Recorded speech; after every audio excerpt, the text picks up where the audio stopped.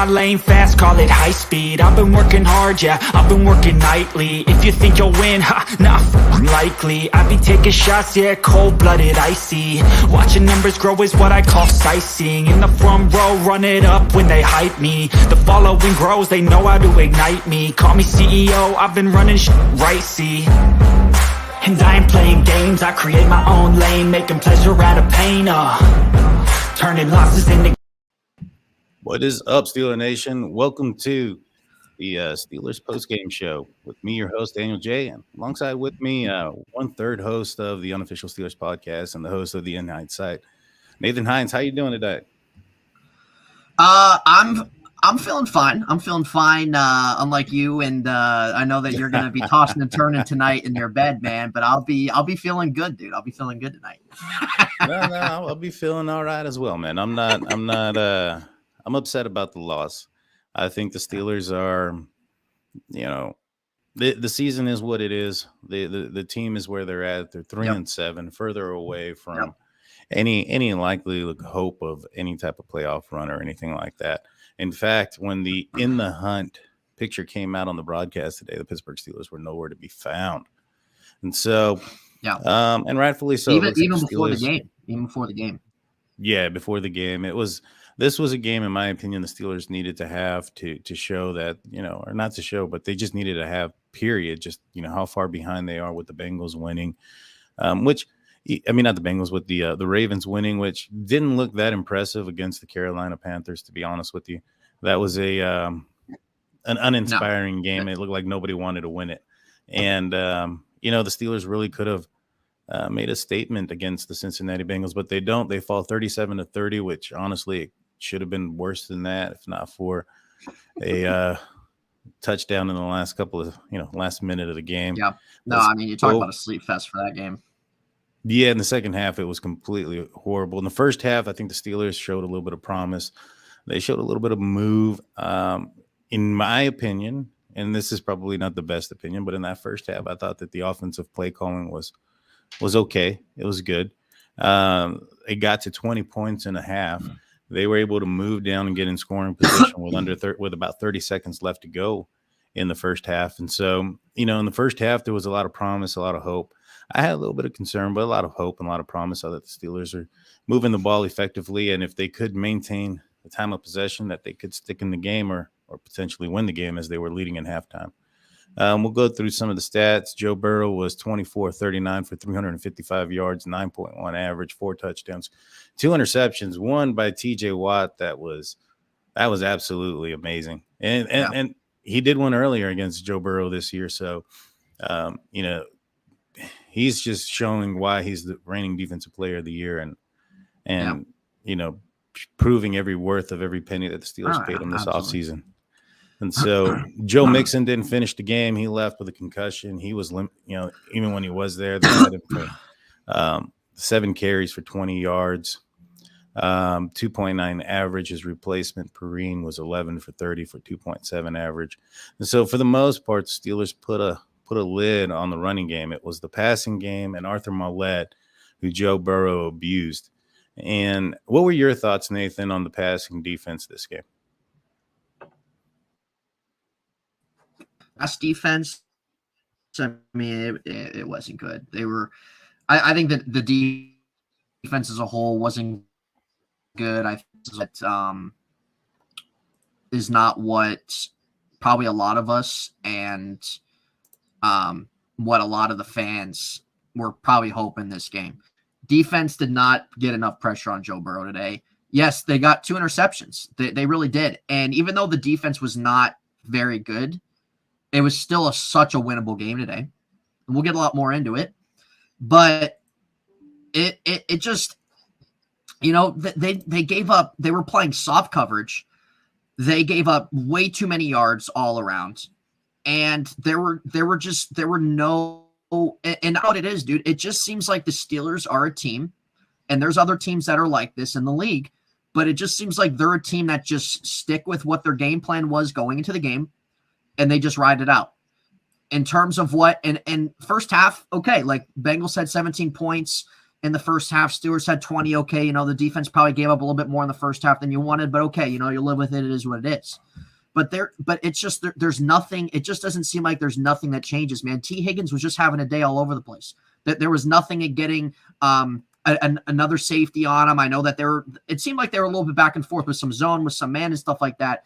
But they had no answer. They had no answer, and he was really the only guy out there that was making big plays. Not the only guy for them that was making plays, but making those big plays, making those big first downs. All that kind of stuff like that. And tackling was bad. Giving up 3 touchdowns to freaking P. Ryan was sad.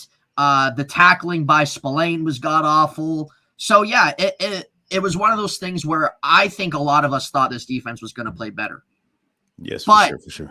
It was still a winnable game, and we can always get to the flip side of that game. Shout out to you guys in the chat, though. We appreciate you guys tuning in. I actually convinced Daniel to let me on because him and I and Mark, we have our own kind of group chat and stuff like that. And Daniel and I were having a conversation back and forth and stuff.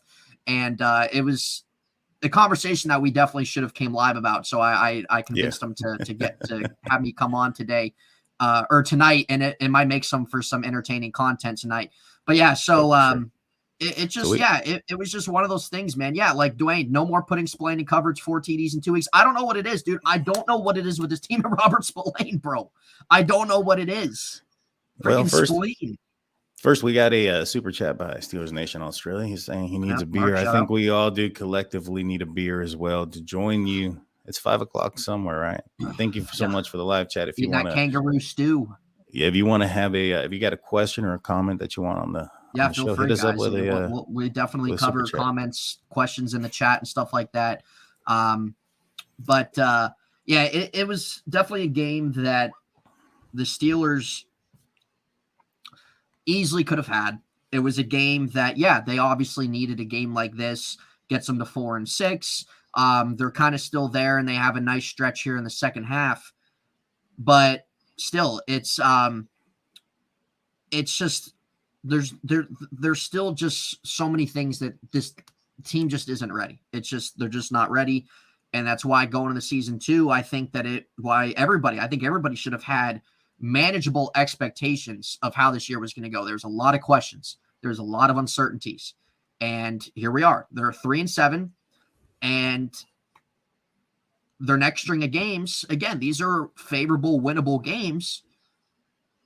But The question is how are we going to see from, let's say, since the bye week, with TJ getting back and having a healthy defense and et cetera, how are we going to see that play out the second half? Are we going to see mediocrity still? Are we going to see this team finish strong and look at you know what? If this is a second half where if there was a third half of the season, you'd be excited about and be like, okay, this team can definitely take that leap. Is that what we're going to see? Or are we going to see just stale mediocrity and stuff like that? And nothing's growing, because that's what you want at the end of the day. Right. And what we saw here was, again, now Saints offense last week is bad, but still it was a defense you expected more out of. Right. Right. No, and I agree. The defense struggled, and they had their opportunities, and they had. You look at what Arthur Mollett, he was a victim tonight. They victimized so bad. Higgins was just beating him all across the field. And so you look at the defense, but you also look at the fact that they did create 2 turnovers. They gave the ball an opportunistic place on the field for the offense to make it, score some points more than 3 yards. You look at what the offense was able to do going into the half and how stale and how back-footed they came out after the half. I think it was 1 first down in the third quarter or something like that. And it was just a piss poor performance by the Pittsburgh Steelers. Now I'm looking at this team, and I'm looking at this their performances, and I don't see this team getting that much better. I see it improving at a very slow rate, at a rate that isn't going to end up with any type of winning formula in the near future. What do you think? Yeah, I think one of the things too that might be And of course, you play to win every week. You play to win every week. You also have to factor in different things. So when they have the Colts coming up Monday night, they have Carolina, Atlanta. So yeah, they might play some teams that maybe are for record-wise average or below average records or things like that. But still, what does that really ultimately say at the end of the day in terms of how good they are? So like if the defense plays lights out against Carolina, Atlanta, Indianapolis, you know, whoever else, but we saw them today against the Bengals. We've seen how they've been all year without TJ Watt. Like there's a lot of issues there. And again, that was when they today. play good teams, the good teams have put up 30 on them. Yeah. So it's a big problem. It's a big problem. And we see the difference TJ Watt makes, obviously. We see that every year when he's playing, how effective he is. But the biggest concern for me defensively has been them all season. It's been them all season without TJ Watt. And yes, not having a guy like that there, yeah, your defense can take a step back. But as bad as they've been, as bad as the defense has been this year without TJ Watt, no pass rush generated when you got guys that you're paying to do that. You trade for Malik Reed that hasn't produced one single bit. You have poor inside linebacking play. You have a secondary that, yeah, they haven't been healthy a lot during the year too, but still, like everybody, the Steelers themselves expected a lot from the defense. So I think it's going to be one of those things. I agree, Daniel. I think it's going to be one of those things where you're not seeing anything drastic of what you want to see a second half of the season. You might see some different things that are a little bit better, but overall, like I don't know either. I don't really know even what to think about Terrell Austin. What do you think about him? I mean, you know, you don't know what you have until it's gone, kind of thing. And, you know, and Buck leaving, you know, there was a lot of speculation that Tomlin took over and was a play caller on defense and whatnot, while Buckner was the defensive coordinator. But, you know, it didn't seem like this with these players. It seemed a lot more productive on defense. You know, I think that the Steelers might be stuck in a routine of doing the same thing, and film has caught up to them. You know, whether it's, you know, the same type of schemes, it really doesn't matter. I mean, you could have, you know, number ones, first round picks all across your defense like the Steelers have had in the previous years. But if they don't adjust to what teams are doing, then they continue to play the same style of defense where you're seeing linebackers on receivers, you're seeing Spillane out there on a receiver, things of that nature. Then you're gonna lose. The weaknesses in the defense that the Steelers have ran for the last few years is out there on tape. It's over with. You know, you need to change it. You need to change it up. This game was pretty poor. I think that TJ Watt was he did great on the interception. I think he applied some pressure. I think he had a sack. But at the same time, he's coming off the pectoral. He wasn't out there very, you know, often. There, I saw number 48, Jameer Jones, Malik Reed in there. Often, I saw both of those two guys in there on the outside, and so and during those times, the Bengals were able to run up and down the field. There was no pressure whatsoever. The Steelers have huge holes, in my opinion, when it comes to the defensive front seven, and those need to be addressed early and often in the upcoming draft. You know, the Steelers, the Bears lost again, I believe, so that. It's looking more and more like 3 picks in the top 40. What would you prioritize after this? You mean defensive pretty crazy. line, Take offensive advantage of line? it. Something they haven't had. Yeah, that's true. That is true. You know, but I can't help but think that throughout this year that TJ Watt's going to get healthier. He's going to play a higher percentage of the defense every single game. It's going to increase. I feel like the defense is a little bit more fixable than the offense. Or who do you think can have the biggest recovery the rest of this season, the defense or the offense? Oh man. Well, I will say the last 2 weeks, the offense broke 20 points. So that's good. Had 30 tonight, could have had 26 last week, but the 2 missed field goals. So they had 20. Right. Oh God, I don't even know, dude. Like both sides just have a lot of problems. And that's why I said going into the season, like you have to wait and see. You got to let things play out, man, because there's a lot of change. There's a lot of different things going on. And it's not a season like throughout the 2000s, 2010s, when we've had a lot of the same group of guys year after year after year. There's some different things here. And we see how things are right now. I'm sure the Steelers, at least we would hope, would imagine that, okay, what changes got to be made going into next year. But I don't know, maybe the defense, just because they're playing some offenses that they might be able to handle and play well against. So that would kind of be something we look at like, okay, but again, how telling is that? You know what I mean? Like, how telling is that at the end of the day? Like, oh, they just played Carolina's offense, or, you know, they just played an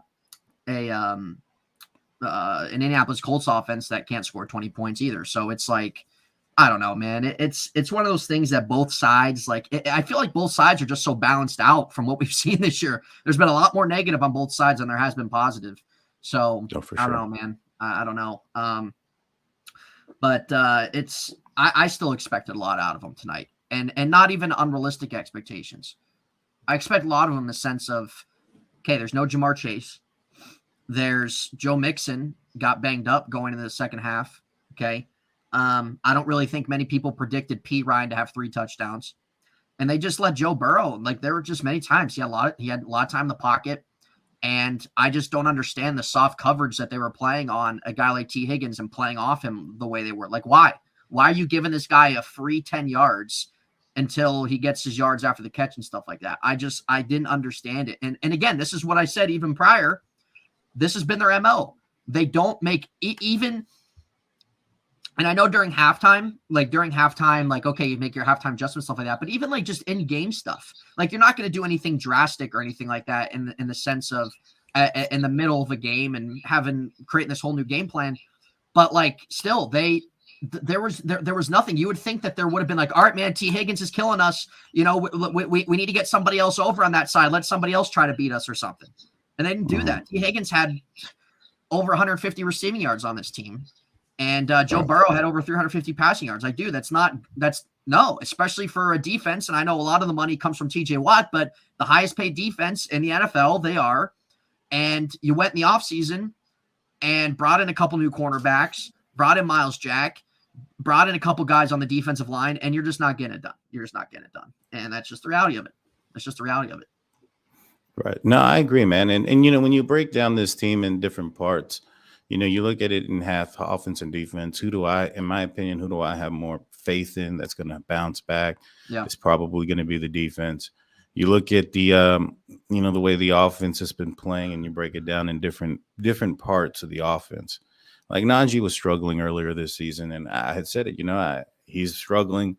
He's an issue, but I had faith that he could bounce it back and turn it around, because we've seen that in him. You know what I mean? We've seen it last year out of this him. is the second straight week that this is the Najee Harris that we saw last year and in college. And it's great to see.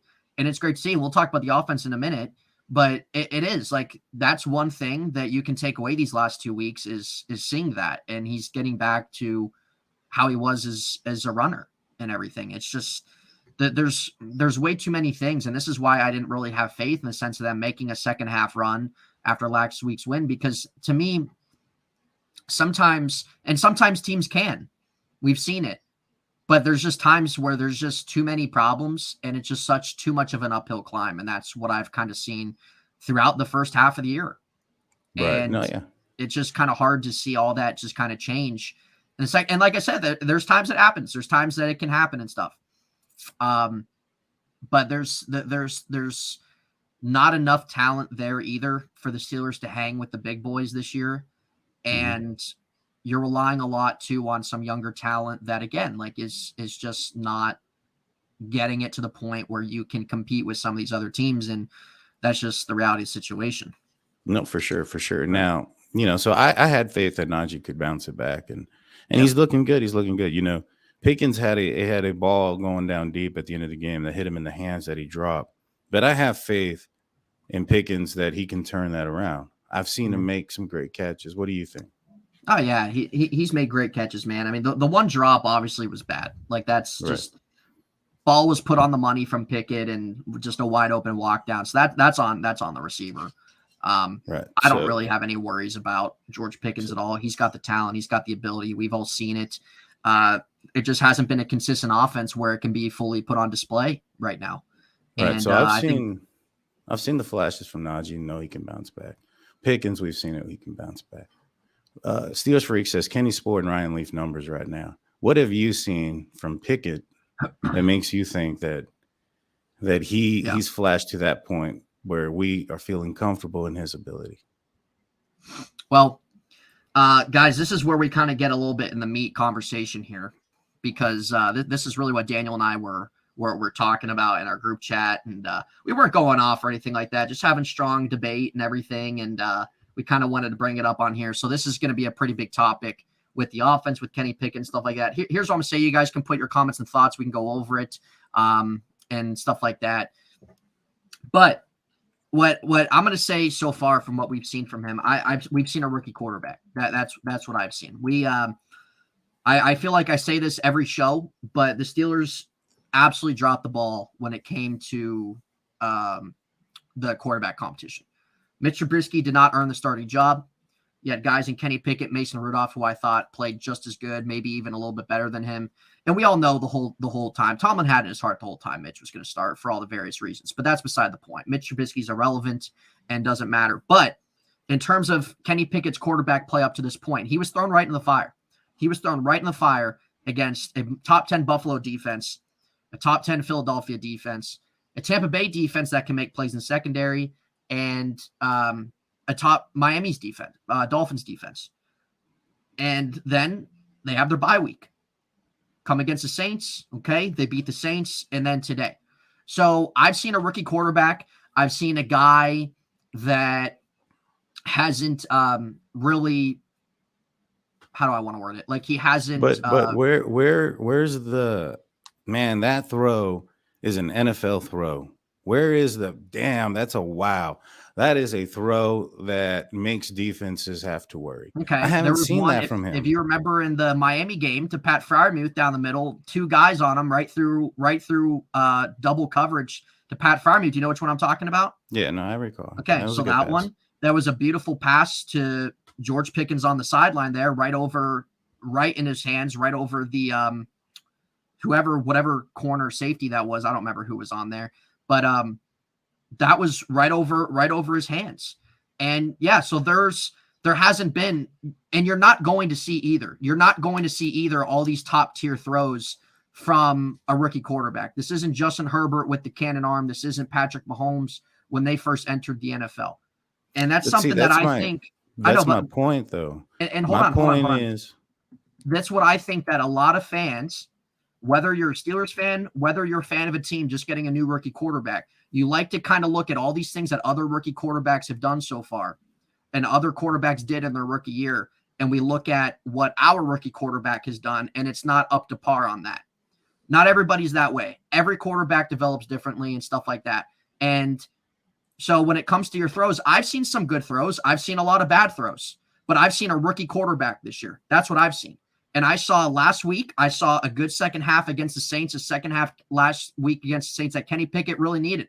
And I think most of us can say that was a good second half he played and did things with his legs. He made some passes with his arm, and he had a great running game to help him.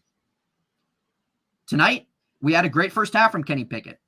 He had a great deep ball to George Pickens. He had a ball on the sideline the first half as well to whoever the hell it was. He had he moved the ball up the field in the first half. Let's look at what Najee Harris, but let's look at what Kenny Pickett did. Let's break this down. This is the first play. This is after a long. Hopefully I can get it to go. There it goes. Pass or Lamar's ass, Robert. Lamar's ass. Yeah, if you look at the pass, right, but it's not even just the pass. It's the ball when he's driving the ball down the field. He throws wobblers. It is what it is. He cannot drive the ball down the field. Now, do you think that's something that he can change? Like, and we're gonna look at the pass to Pickens that you're talking about. But are you talking about like a sharp pass? Is that what you're talking about? Like anytime he throws the ball and he's got to put some velocity on it, the ball tends to. Oh, man, I wish I could slow this down. I gotta. That's right. I'll record it later and download it. But this pass here was fluttering up and down. It just doesn't get there. And I mean, let's look at. All right, 10:04. I marked these down because I knew we were going to talk about this, and I was like, you know what? Let's look at what he did this night. And so, let me see. I wish I could slow this down. Let's look at this play.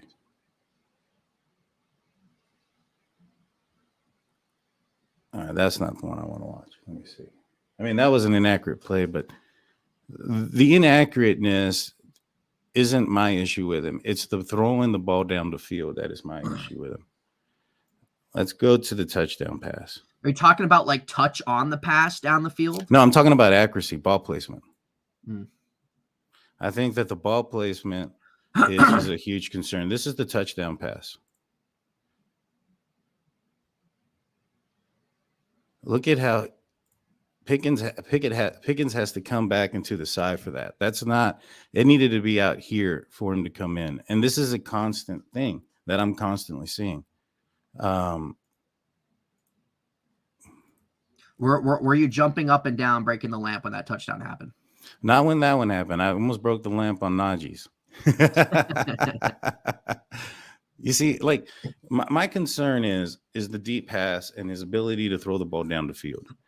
You know, my concern is that this is a quarterback that coming into the league was one that everybody, people that get paid to cover football more than me were saying that he didn't have that high of a ceiling. That his talent wasn't going to be getting, much greater. He had a higher floor than normal, but his ceiling wasn't that high. Meaning that his arm strength wasn't going to get better. The stuff that he lacked, or when somebody has a high ceiling and a low floor, so to speak, is somebody who's got a lot of talent, but can make every throw, just doesn't have the processes, the experience, the coaching, maybe the time in a pro offense, things of that nature, or going up against a pro style defense in college. Mm-hmm. Those are things that you can learn. You can learn to read defenses. You can learn to slide protection. You can learn all those things and get better at those things. But I don't think he's going to get that arm strength or that accuracy down the field. Even the ball that he threw wildly inaccurate where Pickens was by himself, it ended up being a holding penalty. But it was wildly overthrown. In my opinion, the reason being is because he doesn't have any control because he has to just throw it as hard as he can way out there. And to me, that's concerning. His everything before, the throws about maybe 12, 15 yards inward, I think he does a pretty good job. I think that he can get better in that area. I don't see him getting too much better in the deep pass, and that is concerning to me. And when you have to go up against quarterbacks like Joe Burrow, Lamar Jackson, Deshaun Watson, he's yet to see what he is after his lengthy suspension. Right at this point, but he is what he is. So, but you have Lamar Jackson, you have Joe Burrow. Mm. You don't want to have the third best quarterback in the division. You don't want to, and so. My thing is I want to give him the rest of the year. I'm going to root for him the rest of the year. But if the Steelers are in a position to draft one of these top quarterbacks, I say don't look past it. Don't look past it just because at the end of the day, I haven't seen more than a half from this guy. I've seen a lot of good quarters, solid play here and there, but it's a lot of sporadicness. And when you look at him through I don't know how many starts he has. It's average at best. You know what I'm saying? Like one touchdown games, that's average. Hoping that he throws a touchdown, throughout the game is that's average, one TD average. Yep. And I just feel that it is. Yep. We need to have a little bit of good. I'm not saying great. I'm not saying Hall of Fame. I'm not saying, win every game from here on out. But, put up 320 yards in a game at least once. Put up more than 2 touchdowns through the air at least once. Yeah. You have George Pickens. Let's compare it. Would you rather have rookie George Pickens or rookie Deontay Johnson? Probably George Pickens. Would you rather have Najee Harris in his second year or? Well, it was James Conner, but majority of the season was Jalen Samuels for Mason Rudolph. Who's a better running back? For who? Harris and who? Harris or you know what? We'll put it James Conner. What, 2019? Yeah, 2019, James Conner, who was constantly injured in 2019. Right. Okay. Well, I know where this is leading to, by the way, but Mhm. you're obviously going to take. Well, how Najee Harris has been this year, he hasn't been good except for the last 2 games. But I'm still going to That's take fair. what Najee Harris is capable of doing over what a Jalen Samuels is capable of doing. In 2019, who was the tight end for the Pittsburgh Steelers? Do you remember? What was it? Freaking Verrett That was him. It or was Vanette? Vanette, was that Vanette. name? Nick Vanette? There was Nick Vanette. There was oh man, who was that guy that fumbled the ball against the 49ers? I can't think of his name. He fumbled it going in. He thought he was going to run over somebody. Fumbled it into Grimble. Grimble. He was there still at the beginning of the year. And Ebron was there. And Ebron was there. Would you take Freiermuth over one of those guys? All day. So why I get it. The offensive line is probably the difference there for the 2019 team. The offensive line, Wow. you had, Pouncey, you had DeCastro, and you had and Foster still. I understand that. However, when you look at the pieces around Mason Rudolph was able to put more than one touchdown a game. Well, about 1.5, somewhere around there. Like, I don't know, man. I just don't see it right now, man. I'm getting. Where do you see the potential of him getting better? I think I can't sit here and tell you a specific timetable on when I can see it. This is every player, and it's not just a quarterback. Every player in the NFL develops at different rates and stuff. And so I think it's unfair to always put a time frame on any player when it comes to when do you think, but you can always, as an outsider looking in, you can always look at like, yeah, it would kind of be here where you would kind of think, okay, they have these games under them and blah, blah, blah. But it all comes down to that individual person, stuff like that. The stuff with Mason Rudolph, yeah, you're right. Mason Rudolph in 2019 did not have a lot in terms of when you look at talent. What do you have in 2019? Deontay Johnson. He had Jalen Juju was there, Samuel, but a little Juju bit was of James hurt. Conner. Who were the other receivers 2019? I can't even freaking remember. What was Eli Rogers? I think there a little bit. You had Juju Smith-Schuster was there, but Juju he was there, but injured. he was banged up in 2019. Yeah, man, there's not very many but players. With Mason Rudolph, the thing is that Mason Rudolph got pulled for a 4-string quarterback, and Mason Rudolph's been on this team for 5 years. And I've always said this, like, I know, but hold on, because it might open up. If anybody in the chat wants to say anything, when it comes to Mason Rudolph and seeing the people saying about this year about giving Mason a chance and stuff like that, Mason has been here for 5 years. The only time we say Mason Rudolph play is once a week for 4 months, 1 day a week for 4 months. Oh yeah, James Washington, not Joe, Robert, James. Guys are Darius Hayward Bay. But the list goes long. But we only see Mason Rudolph play 1 day a week for 4 months. The Steelers have had him for 5 years in the offseason, in season, in practices. I would always think, and I think everybody would be the one to think, if they saw anything, absolutely anything in him to possibly be a guy to give a whole season to and everything like that, don't you think they would do that? Rather than, oh, we have him here, but let's still go out, because there's things there. There's things with there. Mason, just because we don't see him is there. He's ass.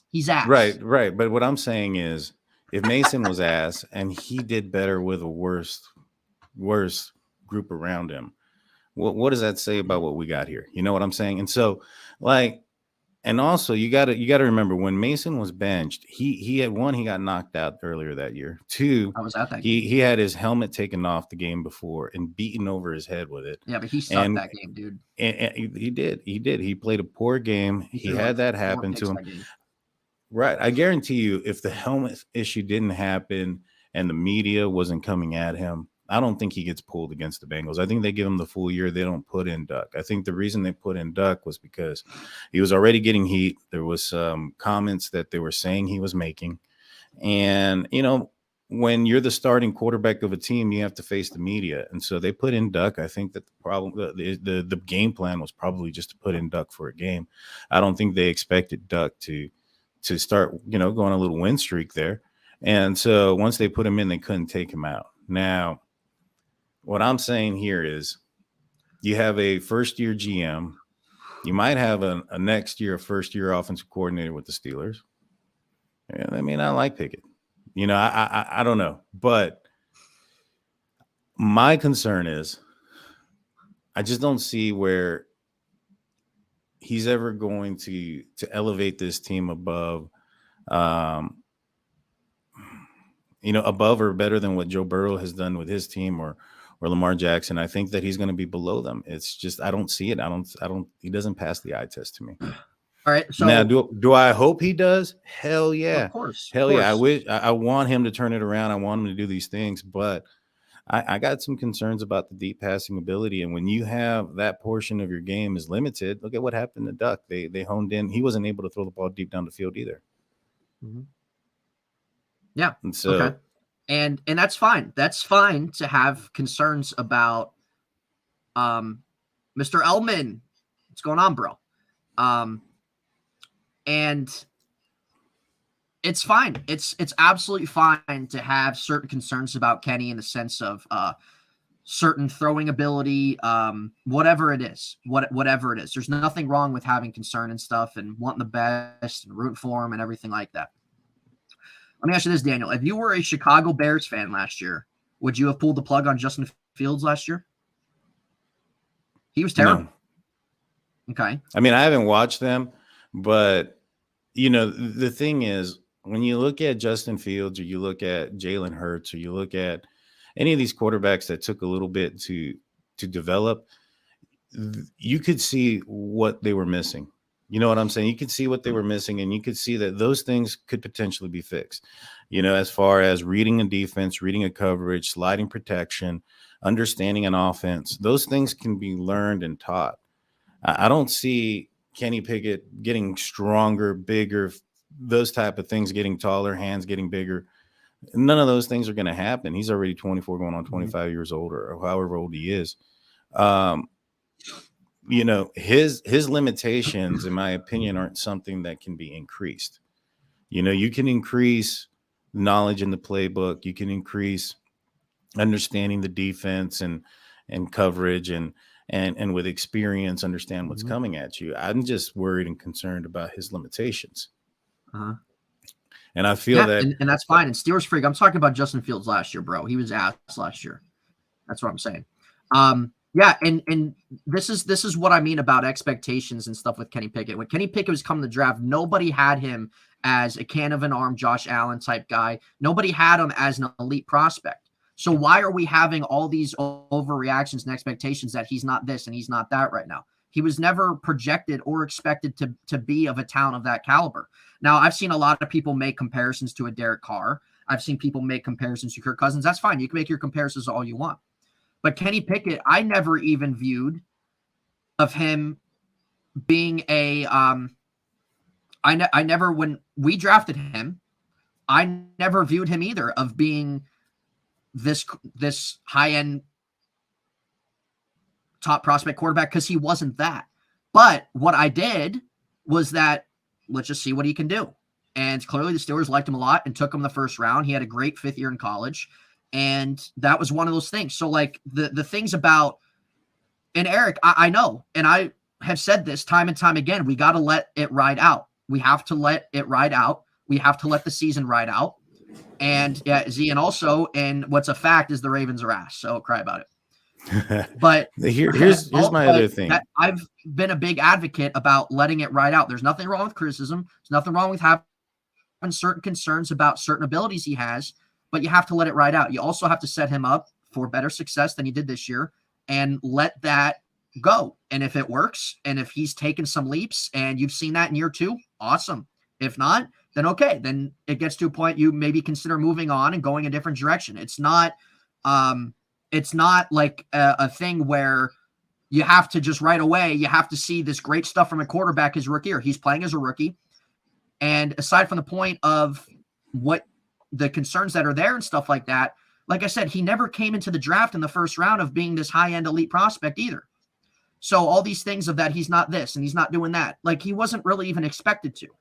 So it's just a matter of how the Steelers set him up for success. It's a matter of how he gets his game better. It's a matter of him learning the system, learning the league. Every player adjusts and adapts differently. It's a matter of that. Like this guy wasn't, when Josh Allen came in the league in 2018, and it is. But when Josh Allen came in the league, yes, he was a guy with a lot of high end potential. He was a guy that wasn't necessarily viewed as ready to play, but he had a big arm. He had big size and stuff like that. He was terrible his first 2-3 years. And this isn't a comparison of Kenny to Josh Allen at all.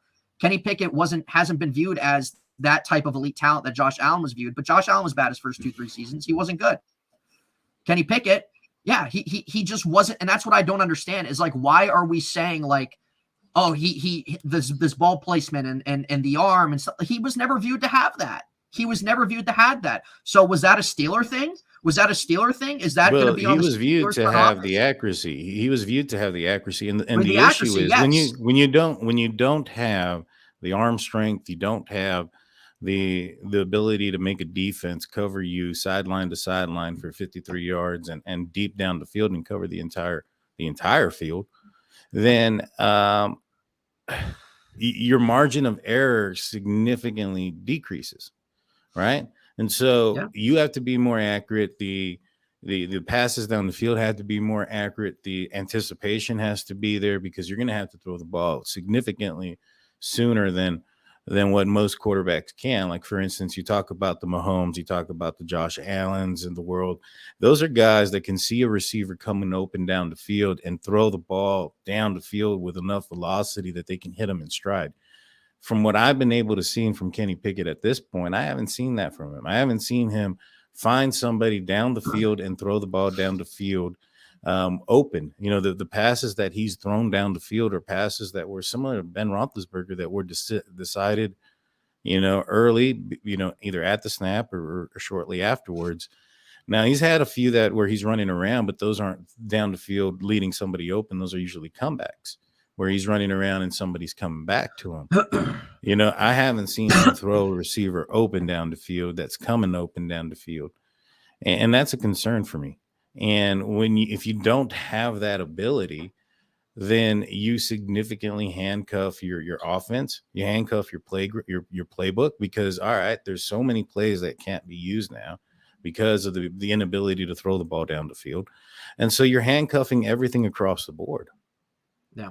And it is what it is. And you can't then turn around and say, hey, you know, Matt Canada, this is all your fault. But, you know, you can't, you know, you're not throwing the ball or getting touchdowns past 25 yards down the field, past 20 yards down the field up until this point, you know, because you don't have a quarterback that can. So the playbook has to be cut in half at that point.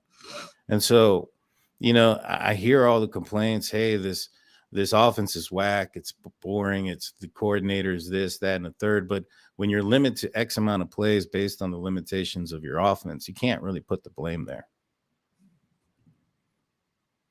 You know, and that's like I said, that's where I see it at.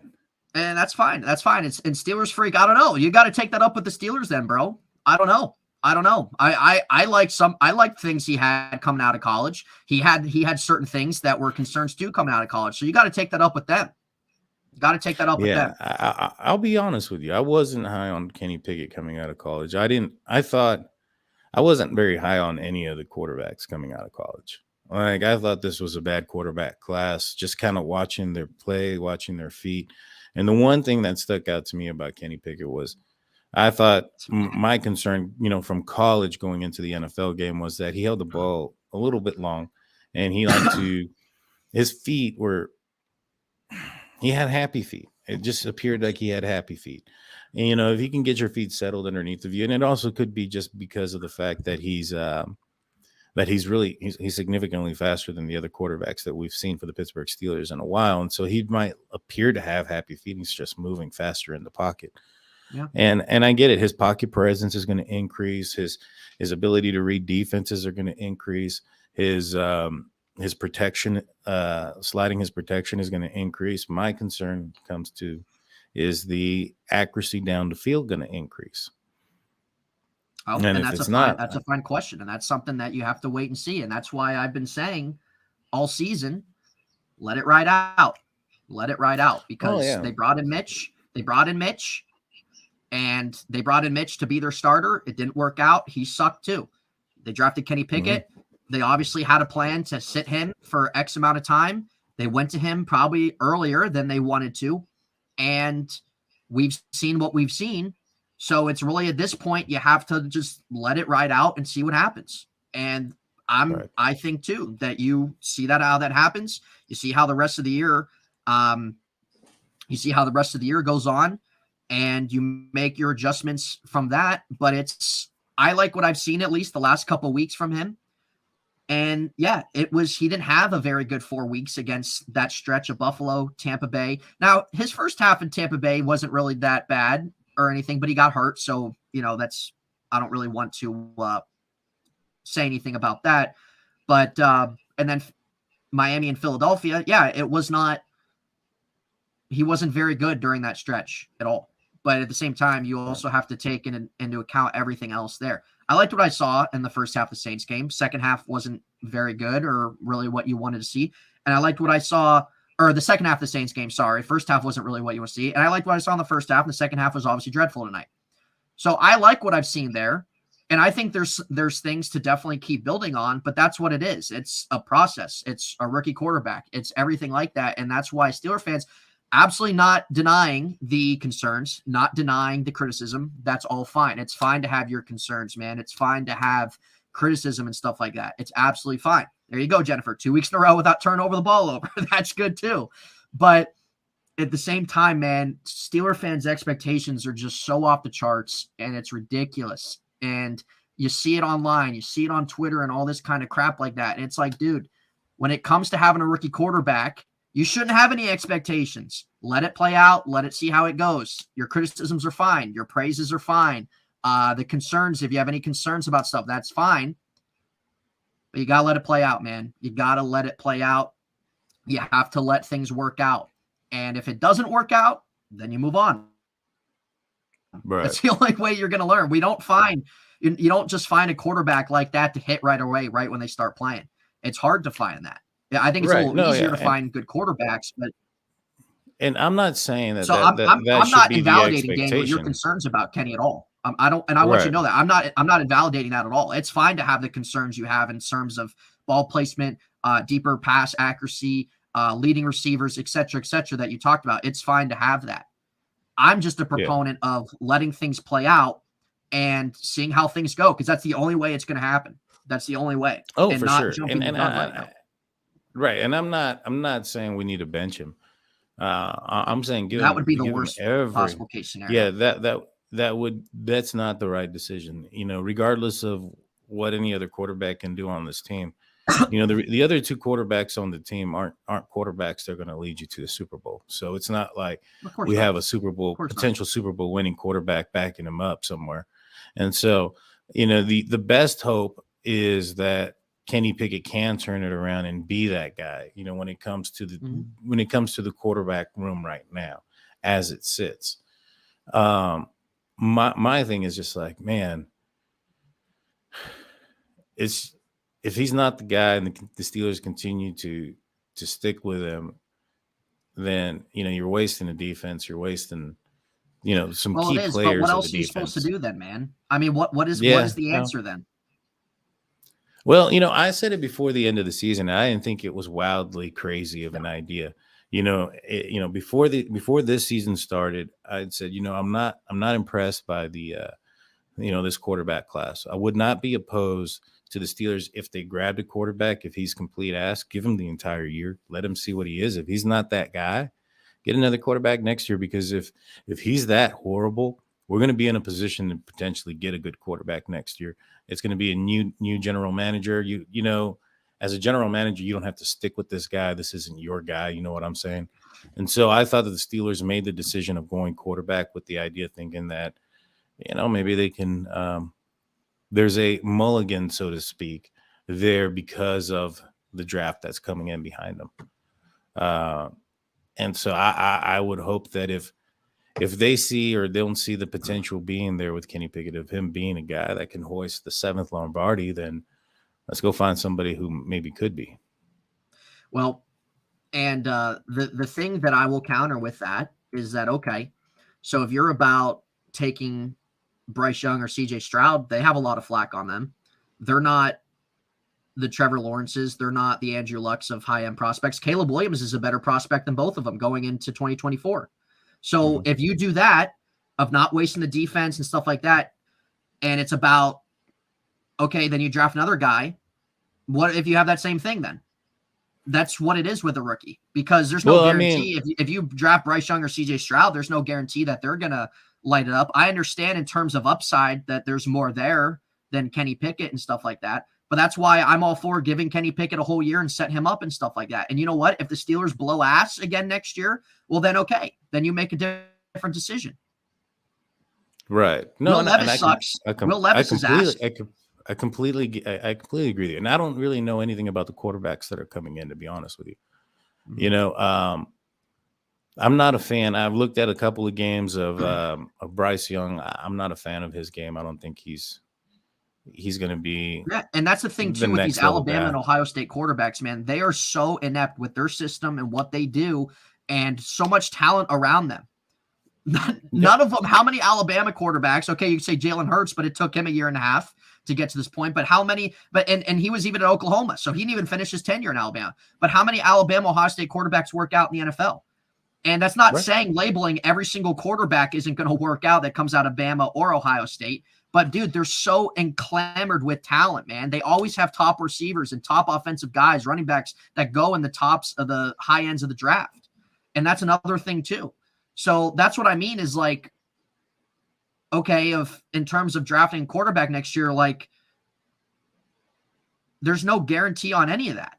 There isn't. No. And there's no other option right now with the defense. Like it's different if Big Ben's playing and he's 35 years old or something, and you have a defense like this, then absolutely great. But at this point, we have the rookie. We got to continue to work with him, and they're not going to make a trade for a high-end quarterback. So like that's just the reality of it. No, and I agree. I agree. And you know, I'm not saying that the quarterback that the Steelers draft next year would be the all end all, you know, franchise guy, and that's the answer. But what I'm saying is if this guy is not the answer, and it's pretty clear that he's not, you know, don't stick with him just because. Like Jarvis Jones, for instance, that guy was pretty clear from the get-go. He wasn't going to be anything. It was an embarrassment, dude. And I understand, Daniel, I do. Like, and I want you to know I'm not invalidating any of your points or anything. It's fine to have certain concerns about Pickett. It's fine to criticize some of his play and stuff like that. I'm just a big proponent at giving guys, and that's why I didn't have any expectations, because I didn't like. It's different with Kenny. It's different like if he was like a Trevor Lawrence type guy, right? Trevor Lawrence was touted as this big can't miss prospect since Andrew Luck, and he hasn't really broken the ice in the NFL, really. He hasn't done anything impressive himself. And with me, he was never really viewed as that. And that's why I went to this year. I didn't really have expectations for Kenny. It was something of, okay, like I like some things that he had that he did in the year in college. And there were things as well in terms of why he wasn't really viewed as a high-end guy. But that's something that they took him. There's something that the Steelers like a lot. They're in the same building. And okay, let's just see what happens and give it some time. And hey, like that's sometimes quarterbacks need that too. They need a good system, or they need to be set up properly. And that's what I think about Jalen Hurts too. I think Philadelphia, they got out, they gave him some talent, they stuck with him, didn't go off of him, and they have a good offensive system that works for him too. And even with the Ravens with Lamar Jackson's not really that great of a passer and or himself either, but they completely changed their offensive system to fit his play style. And sometimes quarterbacks need that to really grow, to really flourish and come into their own. Or sometimes you look at a guy like Patrick Mahomes when he came in and stuff like that kind of took off, or Justin Herbert, et cetera, et cetera. But that's what I mean. Like all these quarterbacks are different, but that's why like I'm all for just building your roster better next year and letting him have. And yeah, you look at Philly's O-line too. They have the best offensive line in the league, and you got to give them credit. They've done a great job at drafting the last 3 years. But I'm always just such a big proponent of, and that doesn't just go for the Steelers. This goes for any team of when it comes to them having a first-year guy, even a second-year guy, set them up and work with it. And if it doesn't work, then you move on. But that's the only way you're going to know and everything. And I understand too, Daniel, of not wanting to waste the defense and, some of these guys that we have, Minka, TJ, Cam, Alex Highsmith, who's really flourishing in his own now. I understand that too, but that's just that's just the thing. Like this is the situation. Like we have to get a new young quarterback. They're not going to trade for a veteran guy, and that's just how it is. And they took Pickett because they passed on Marino in the 80s. I've heard people say that too. It's hard for me to think the Steelers would just take him for that reason. But and that's it too. Like, okay, Dwayne, we're just impatient. We forgot the quarterbacks for Big Ben, Malone, Brister, O'Donnell, Cordell, Tommy Maddox. Now, yeah, that's obviously a pretty freaking bad list at the same time. But that's it, man. We're Steeler fans. It's just so accustomed to success and quarterback play with Ben, and a lot of times too, I just feel like that guys want to look at some of these other high end guys and see what they're doing, and our rookie quarterback's not doing this, and it's like, yeah, I know that. It's fine to have some things that you want to see more from Pickett, or certain things maybe that he didn't really do much in college that concerns you, or et cetera, et cetera. But we have to let it grow. We have to let it. But Pickett is the first quarterback selected of the draft. Don't you expect him to do things that a quarterback selected first in the draft and I think should too, do? Again, like you look at the quarterback class, man. Right, no, I get you look at the quarterback class, but if you're saying you can't look at him like these high-end draft picks, but the thing is, at the end of the day, he was the first quarterback overall taken. Yeah, in at the the end, he was a first-round pick. So he needs to be compared to those quarterbacks that were taken first overall or in the first round. He was the only quarterback taken in the first round. Wasn't compared to any of those guys either. Then he shouldn't have been taken in the first round. Well, that's the Steelers' fault then. No, that definitely is. But the thing is, like, just like everybody looks at Terrell Edmonds and say, hey, he's not me because he was, and everybody looks at that first round grade or whatever, that they didn't live up to the grade. You can still look at Kenny Pickett and do the same thing. He's living up to the grade of a first round quarterback. Is his talent living up to the grade of a first round quarterback? And that's I don't think it is. Thing. Up to this point, I don't think it is. And I'm talking about the talent. I'm not talking about the ability to read defenses or the outcomes of games or the sliding the pressure or that. I'm talking about the ability on the field, the ability to place the ball in certain positions, the ability to be a first round graded quarterback. I don't see it. I mean, I see the speed. I see the ability to run in around the pocket, those types of things. But when it comes to the passing portion of his game, I don't see it. And he needs to be that elite style quarterback because he was drafted to be that elite quarterback. Like, I'm not expecting Hall of Fame play off the top, but I'm expecting some flashes here and there, something that says, oh, that's a damn good throw down the field. I saw some of that tonight. Yeah, I mean, there's, you're right. I'm not saying that every pass he has is wrong or that there isn't any. Yeah, you're right. There is some passes that he does have. I just feel that the bad outweighs the good, and it's just it's so close to being just normal. Now, I will say this, when you saw Mason Rudolph, it was, in 2019, every time he performed, it was kind of like, I don't know, I got to see another game out of him. That never changed. It was always, I don't know, he played all right. With Kenny, there are some passes within 15 yards that are good. They're good. They're great. He has a back shoulder pass that's pretty nice. He's got over the middle stuff that he that I find fantastic, especially if there's pressure coming at him and he has somebody over the middle that's open.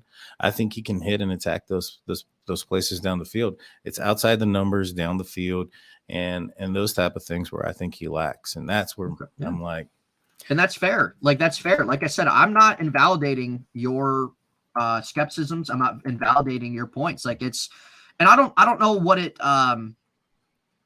And yeah, Mr. Ellman, like, that's what I'm all about too. Like, I've been saying for weeks, man, that let it ride out. That's what I've said for weeks and stuff. And so Daniel's, talking about things in terms of really up to this point with Kenny, which is fine. Like, you obviously need that evaluation too and stuff. I just, sometimes I see on Steelers Twitter where people are saying that, criticizing the people that criticize, or that there are Steelers fans that, if you give Kenny criticism, Kenny can't do any wrong, stuff like that. I don't think it's that. I think it's just people want people to also manage some expectations a little bit and want them to. And now, sure, you probably have some of your Pitt homers and guys like that. But that's it. There's nothing wrong with criticism, man. Every player deserves criticism when it's given. These guys are getting paid millions of dollars, dude. And absolutely they do. Let's see here. He can learn reading schemes to just NFL speed. A lack of deep ball action and stretching the field can't be taught. Either he has it or he doesn't. And you're right. There are a lot of things. There are some things too that come with just a player's knack, right? And just comes with, and that goes with in all sports. There's certain things that you cannot teach at all. But that's really the point, Steelers Freak, too, is we have to let this season ride out, man.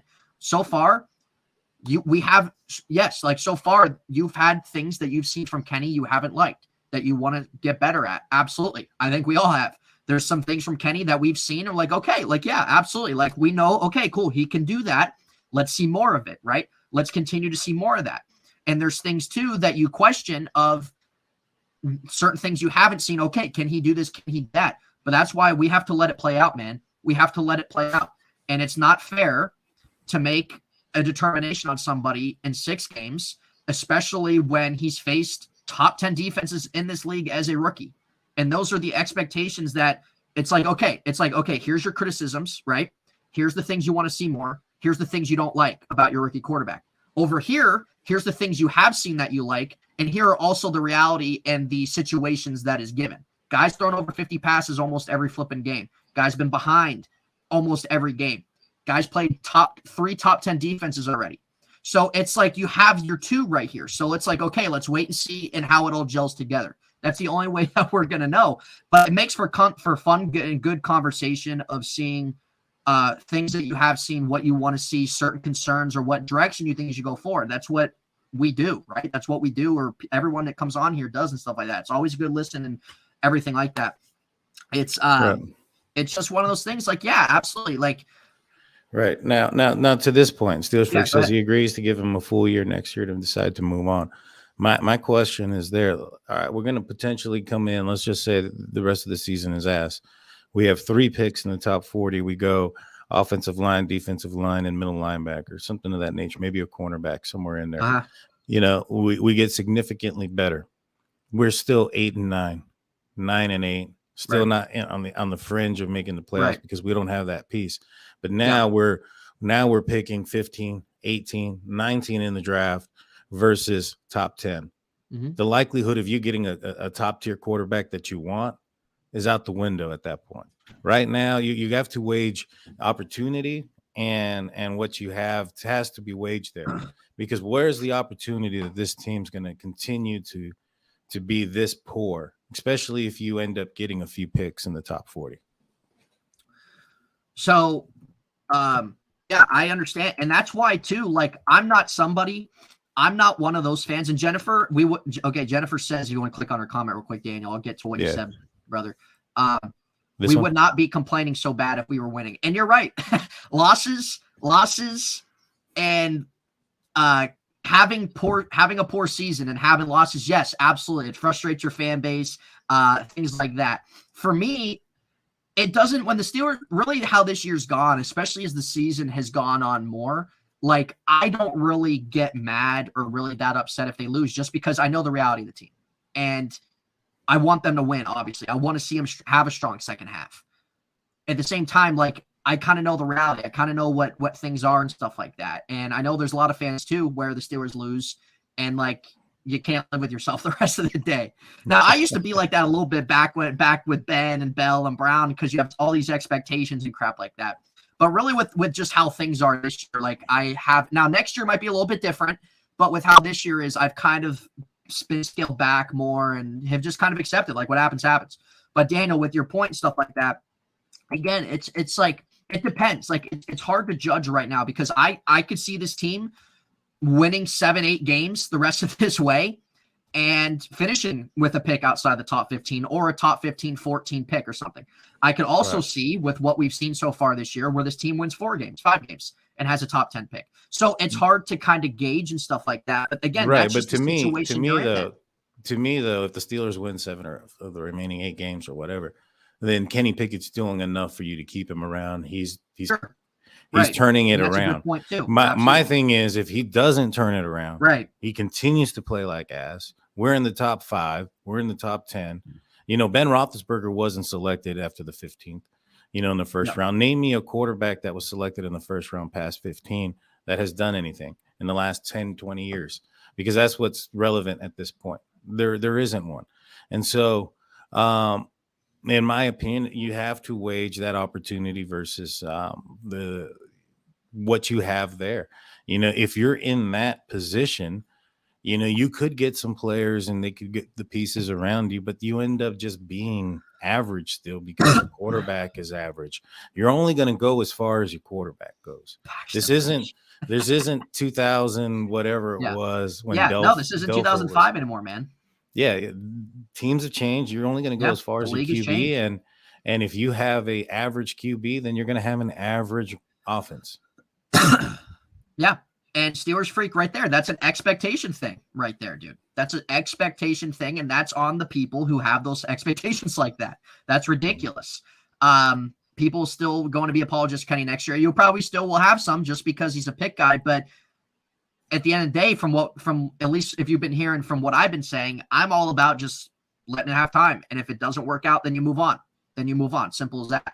But Daniel, with your point, if the Steelers, let's say they win, they've won 3 right now. Okay, so if they don't really win many the second half of the year and Kenny's kind of floating around or whatever, okay, if they finish with a top 5 pick and if Bryce Young, CJ Stroud's there, you're making the case of considering that, of thinking about that. Oh, right? For sure. I would definitely consider it, especially you have to look at the talent going down the stretch of this games. If Kenny Pickett cannot be, and I said it before, I said that the last 9 games, the Steelers need to go at least 5-4.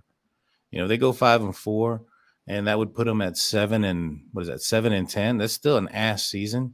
But at 5-4, I would still bring back Kenny Pickett and ride with him next year. If they go less than 5-4, which right now they're 0-1 in those 9 games now, then I would consider strongly taking a quarterback in the first round. I mean, Josh Rosen was a guy taken in the first round. Yep. A lot of other teams gave him an opportunity afterwards, and he never stuck anywhere. There could be a chance that Kenny Pickett's just a QB2, and there's nothing wrong with that. But the Steelers selected him in the first round. The same thing.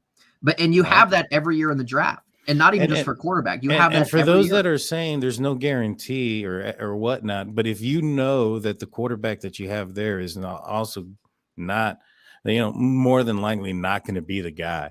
Like the Steelers probably knew early on in Mason Rudolph's career, he's probably not the guy. And then you take that chance on the unknown versus what you know is not the guy. And what I'm talking about is not today. I'm not saying cut the project now. I'm saying let's see what he's got. But if we find ourselves in a top 10 place, that means that the rest of the season went like crap. Yeah. And the teams that the Steelers face the rest of the season aren't that great. Yeah. And also, so George, question: if you guys have any questions too in the chat, you guys want us to say, like, we'll go over that. I know hasn't really been too many or anything. Just kind of your guys' thoughts that we kind of pick around here and the question is but right here, George Destin asked, do they bring back Mitch? The question is, does Mitch want to come back? Dude, I think he's gone. He's gone. Mason, do you think he wants to come back? No, I think he's gonna be gone too, man. I think Mason. Yeah, Z, you got plenty of questions. I have plenty of questions for you. I can make a whole episode on. So you're gonna have one too. I know, Daniel. You said you kind of like him in the black and gold, just not here, just in New Orleans. Yeah. I think he's gonna be up in New Orleans. They don't have a first round pick. They don't have. Yeah, I could see that. Yeah, they don't have anything. They don't. I don't even think they have that much money because they're still paying Breeze. And so you know what I could really see, and you guys can let me know. Daniel, let me know what you think. Guys in the chat, let me know what you think. I think Mitch is going to be gone. He's either going to request a trade or they're going to cut him if he saves money, whatever it is. Mason Rudolph's a free agent. See you later. If they stick with Kenny, as I think right now, yes, like I been saying on the show, you build around him. But I could see them signing like a veteran guy that's been in the league for a while just to kind of be there. Does that make sense? Just to kind of be there and not like be viewed as this guy that can come in and pull out all these strings of wins in case something happens to Kenny. I could just see them bring in a veteran guy that's a free agent just to be there next to him. That's simply what I could see. We don't want hostages unless it's a quarterback position. Yeah, well, that's it. Yeah, we all do, Zach. But yeah, Daniel, I think it's going to make for interesting offseason talk depending how the Steelers finish. If the Steelers finish with a top 10 pick and Kenny didn't really do much the second half in his rookie year to kind of like show at least some things you want to see. Yeah, that's going to be talked about. That's going to be talked about on different networks. It's going to be talked about with draft experts, even though they're not. But yeah, it is going to be talked about and stuff. It will. You will talk about that. And even if Kenny does show good things and the Steelers still finish the top 5 pick, probably just because if their defense just sucks, you'll probably still have conversations like that regardless. But that's it. Like, it's just all about letting the season finish, seeing really how Kenny grows as the rest of this year goes on. And I think unless like I think for me to get to the point of them drafting a quarterback, he's got to be absolute dog piss, like Paxton Lynch dog piss. Like, that's the point it's going to have to get for me to say they draft a quarterback in the first round. And I don't think that's going to happen because I like what I've seen from him the last 2 games. It's kind of been reversed. It's been reversed in the sense of one good half, one bad half, one good half, one bad half. But again, I manage my expectations. I put other things in a perspective too than just Kenny not making enough plays. And you see, if this game was one good first half, one okay second half, I'd be all right with it. Yeah, but the fact that it was like a complete, like it was a complete regression, but it was bad. It was just way bad. And then it makes you wonder about the first half. Like, how much was it him? How much was it what? And you go back and you look at, like for instance, this touchdown pass that he had. He just had Eli Apple beat by a mile. And, had there been a better contestant or, somebody closer to him, that ball's intercepted because it's underthrown by like 5 or 6 yards. You look at some of these plays, it's like, all right, well, what was it? And so, the next week or the next game is Monday night primetime against the Indianapolis Colts. Yeah, so that's another big thing too. And their defense, even though the Colts have been up and down this year, their defense is a highly regarded pass defense this season too. So that's also something too. Let's see here. Like I said, guys, any questions in the chat you or Daniel want to go over that you guys kind of want an answer to or our thoughts on, feel free. As you guys have been putting your thoughts out there. Like that a lot. Let's see. Child of the Corn. I watch CJ Stroud every week as I'm from the Midwest. And honestly, he just looks good in the Big Ten. Just honest opinion. Give Kenny some time for sure. We're a young team. We'll get better all waves. Yeah, that's a thing too, man. That's what I was saying earlier a little bit, where when you look at a lot of quarterbacks that come out of Ohio State and Alabama, they're so surrounded by their conference or talent or whatever their system is. And sometimes it's hard to have fair evaluations on that. And it's one of those things of like, now Justin Fields went to Ohio State and he didn't have a good rookie year. And again, there were issues in Chicago also that hold him back. He was flip-flopping with Andy Dalton. Matt Nagy's a terrible coach. He didn't have a lot to work with either. And then even into this year, Justin Fields wasn't very good. He was the same Justin Fields we saw last year, at least the first quarter of the season.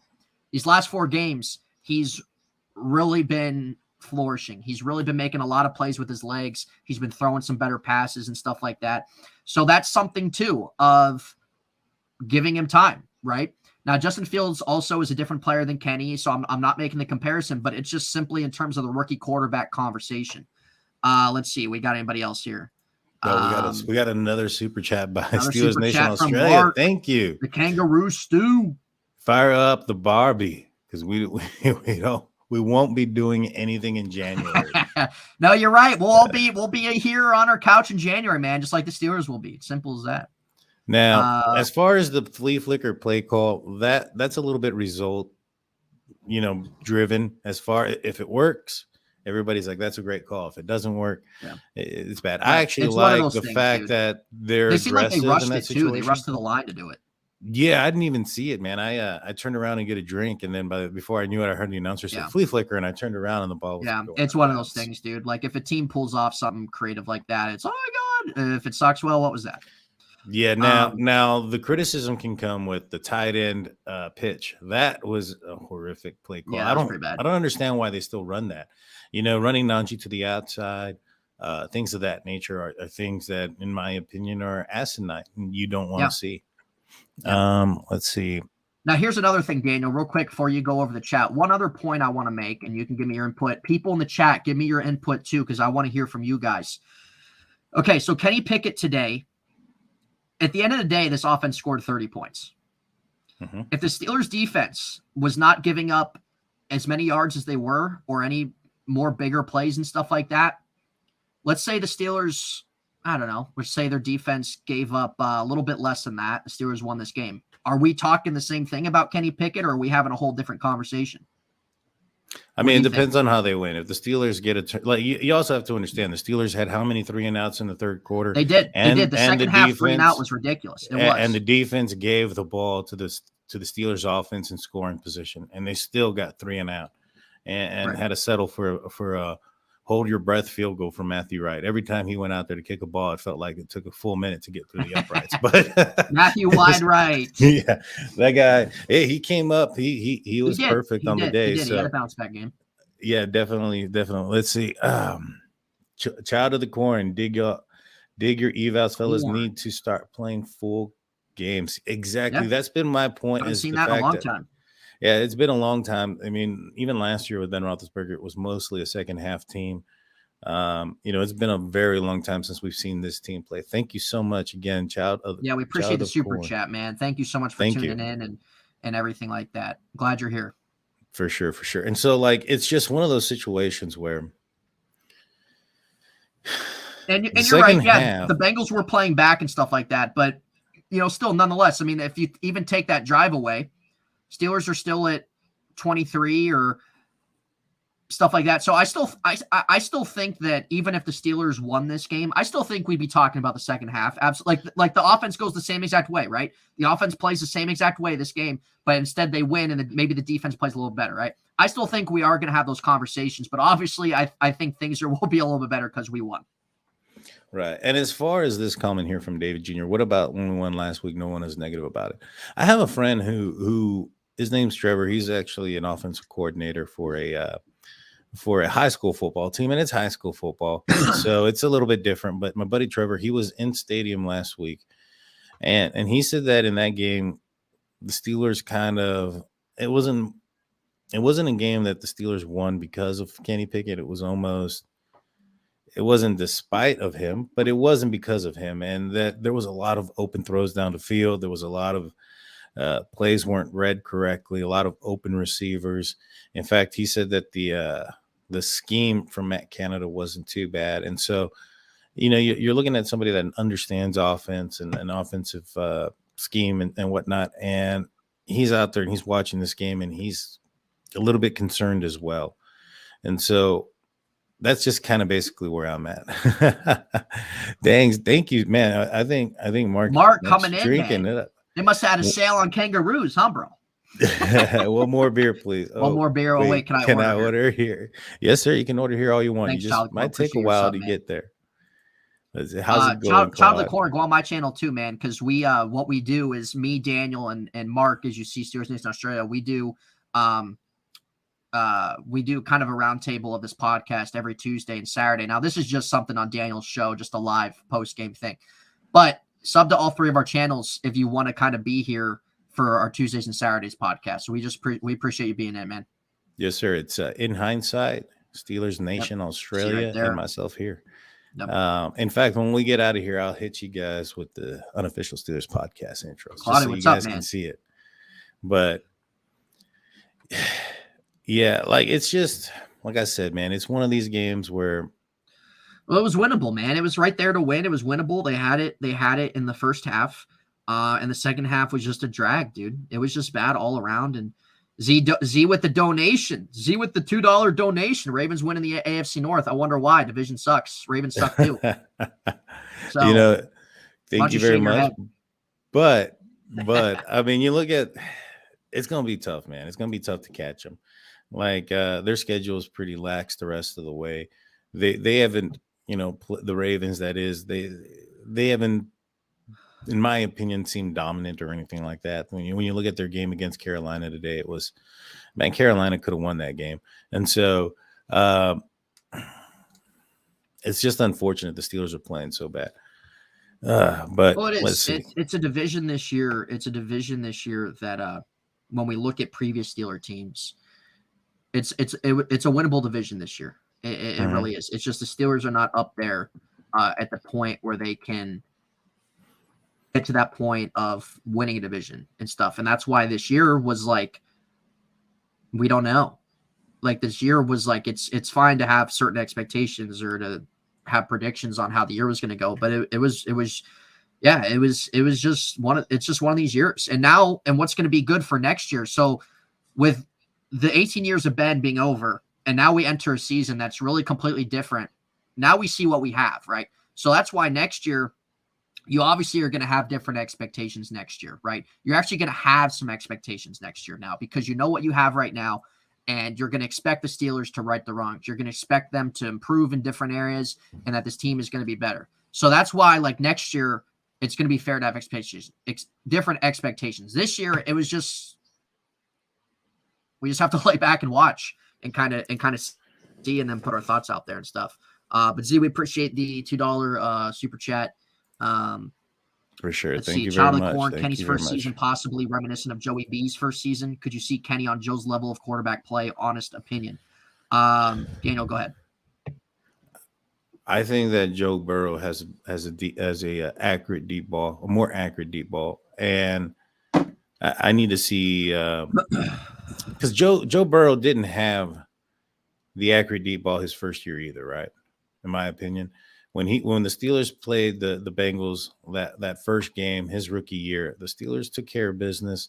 I remember it was a windy game, and in that game, the ball fluttered out of his hand too.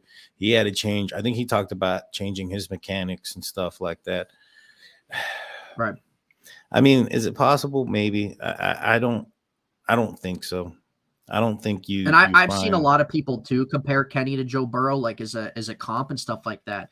I'm going to say this. I'm going to say, I know I've kind of been saying all night, but I'm going to say, it might be kind of something where we see now, not everything.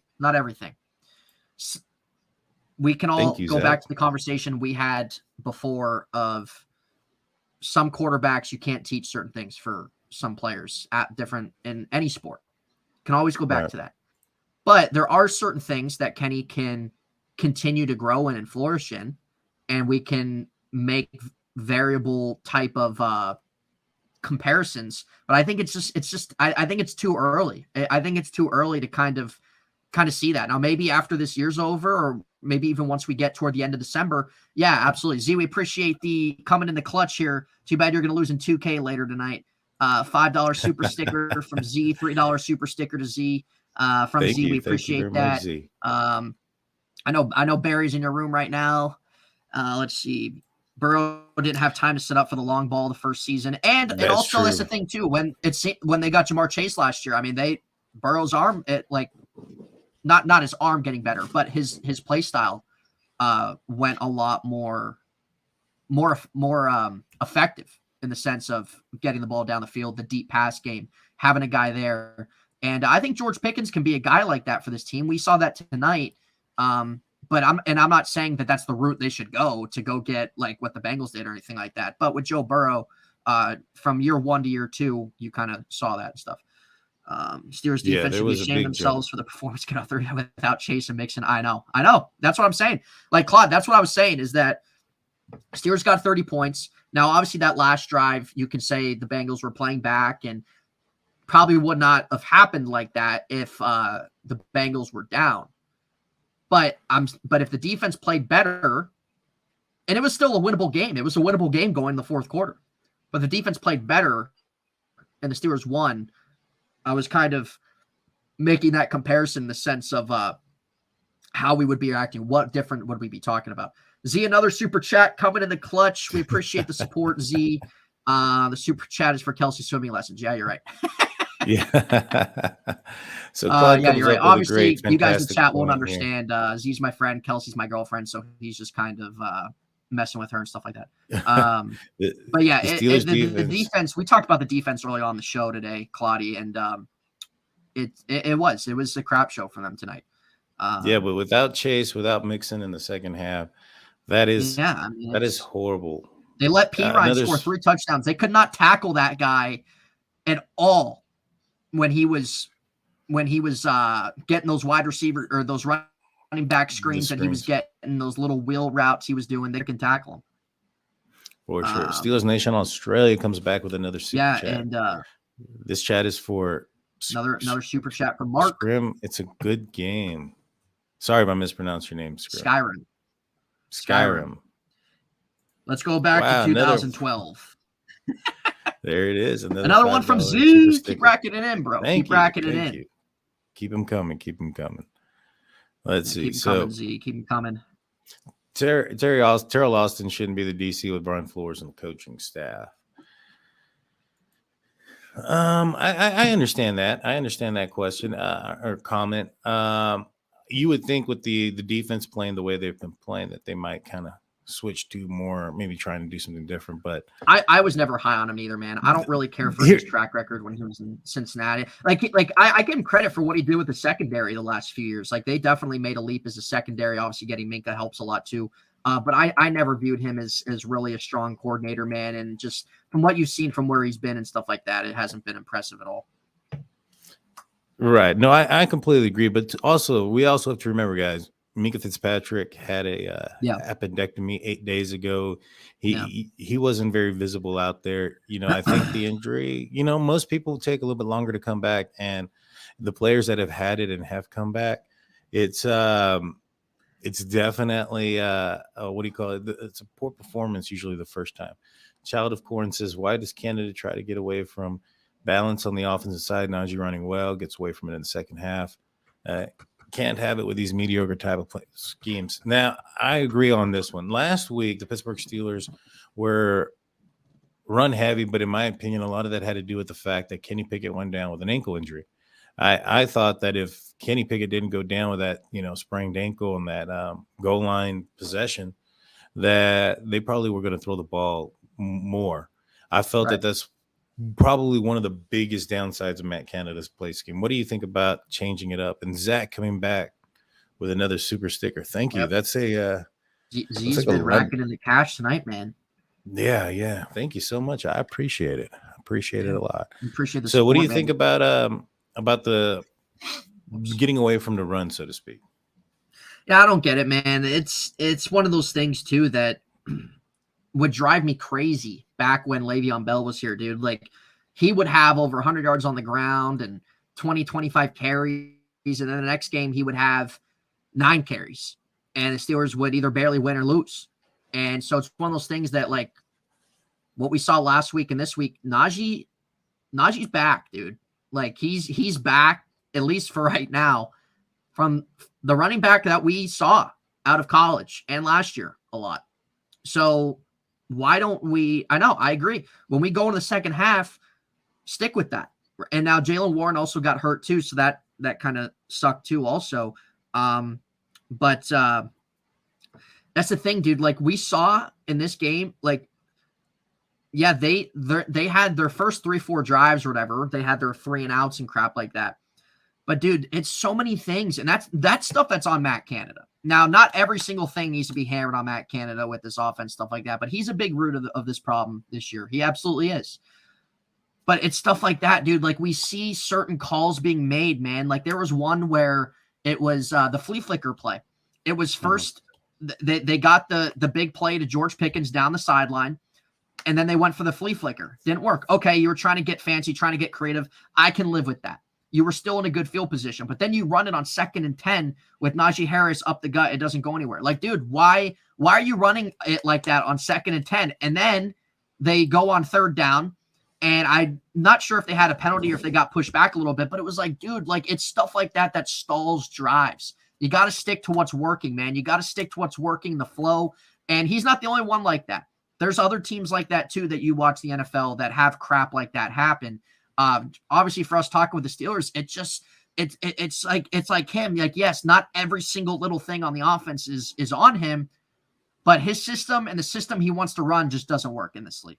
And he just stalls so many drives, dude. It sucks. It really does. Cause they had situations. They had like 3 times where they were either right before the 50-yard line, right on the 50-yard line in the second half, and they could not do anything about it.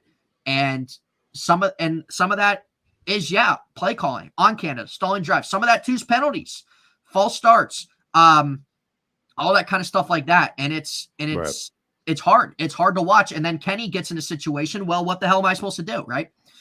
Right. Zach But comes yeah, in they with need to another stick. They need to super stick chat. to the Super thing that sticker. works.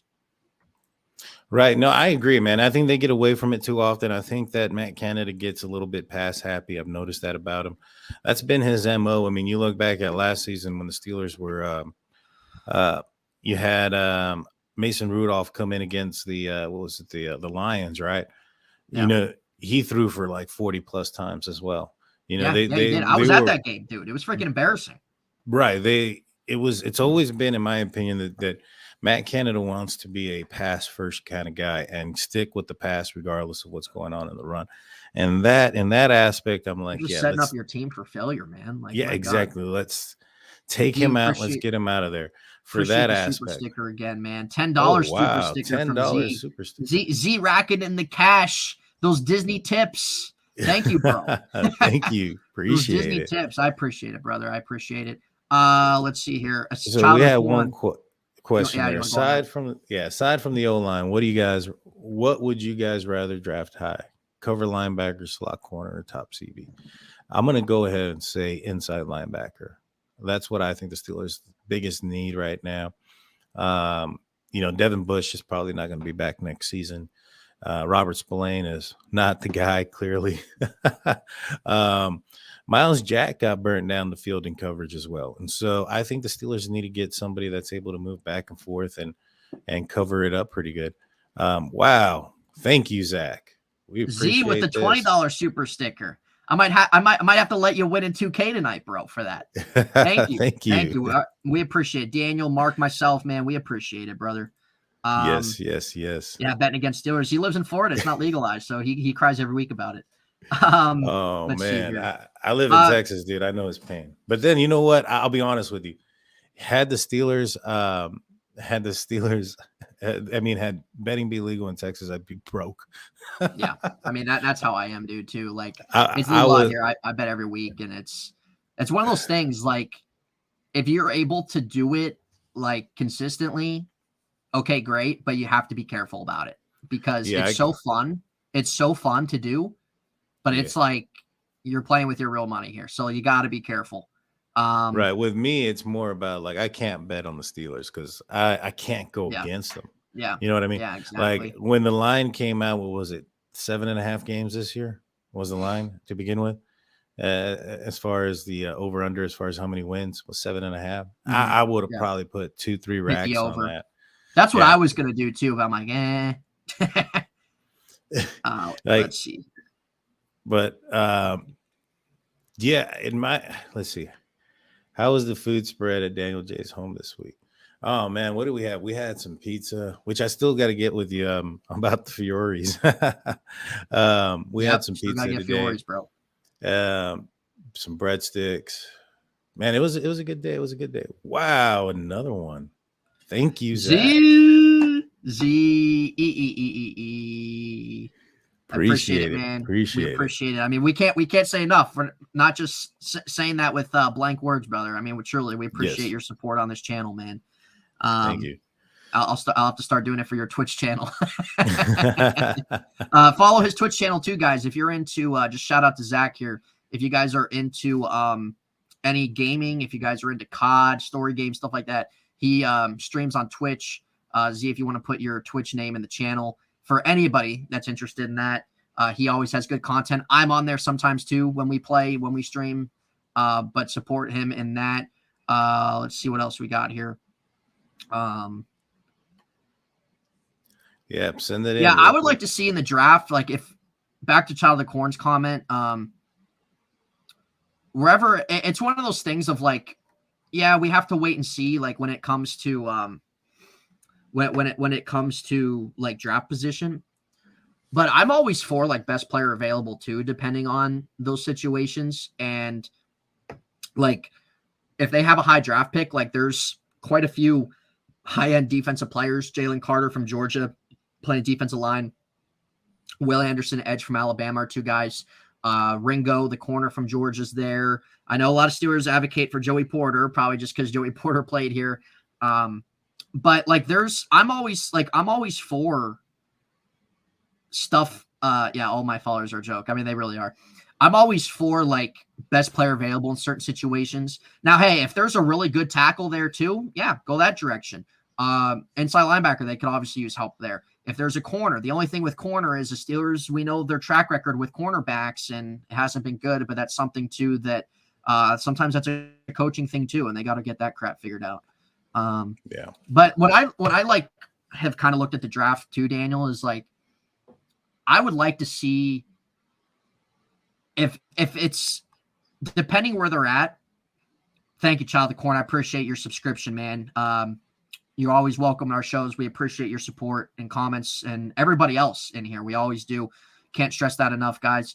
But I've been I'm like, hey, if they're in a spot where like if you're going to reach for a tackle or if you're in a spot where a tackle's out of reach, I would love to see them go on defense. If you can get another playmaker on defense, because you can never have enough of that, especially in today's NFL. That's such passing and high scoring and stuff like that.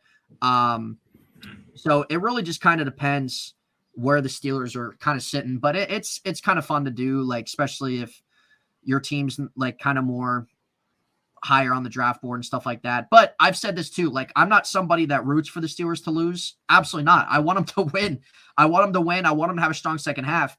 For those that want them to lose or that are rooting for them to lose, I don't really agree with that, but I understand too where people want them to have a high pick because they haven't had that in so freaking long.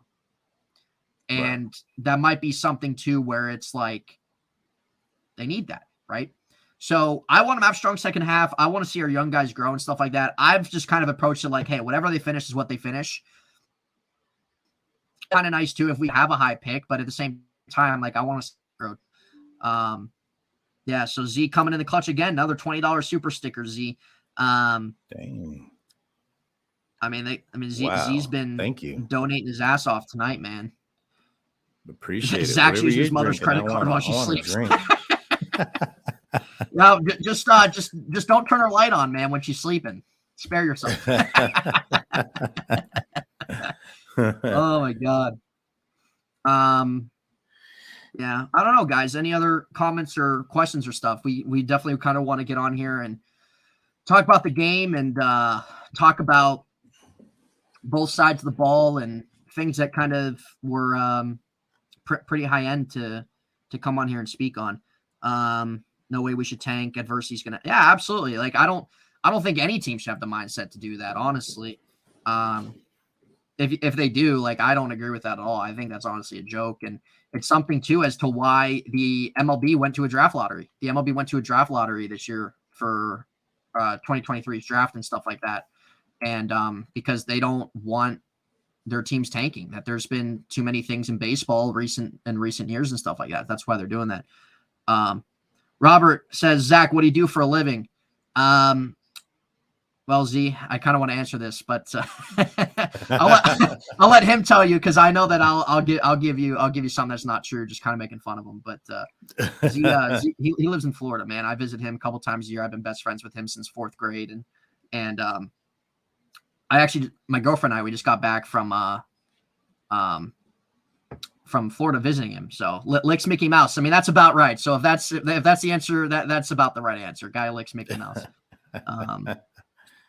Yeah. So, I don't know, but with the Monday Night Football game, the Colts have had a hard time themselves. I could see it just being like a straight defensive game. I really could. Like Matt Ryan struggles to get out of the pocket.